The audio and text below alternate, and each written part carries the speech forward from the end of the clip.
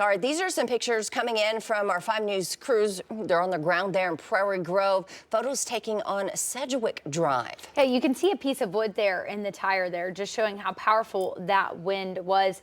Fences down. It looks like an RV flipped over.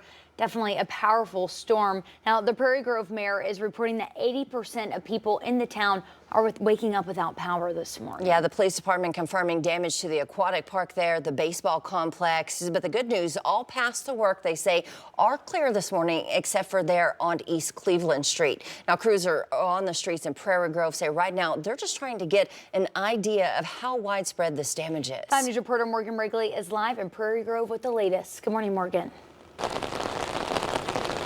Good morning, Tiffany and Joe. Well, we're still here near Butler Street, near that baseball complex, and there is pretty significant damage. We've been out here since about 2 a.m., and I'm here right now with Prairie Grove Mayor David Falk. You've been out here too this morning. So right now, just initially, I guess, what are the city's first priorities when there's a storm like this? So our first priority is always the welfare of our citizens. So when we got the alert around 12:30 last night and first responders started coming out, myself, city crews, our first and initial response is to start locating the damaged areas and then start looking at the well-being of our citizens. Once we ascertained that we had one minor injury, no major injuries, and no deaths due to our storm last night, secondary to that, we start looking at clearing off streets, making sure we can get utility crews in to start working on power lines and restoring power to our community. Yeah. And despite the severe damage to some homes, we're so thankful that there are no serious injuries that we know of so far. And one of the main things that people are concerned about, I think, is the power outages. And we know crews are working on that right now. Yes, ma'am, they are, and they've been working since about 1 a.m. this morning. We are starting to get some power restored to the west side of town. We've gotten power.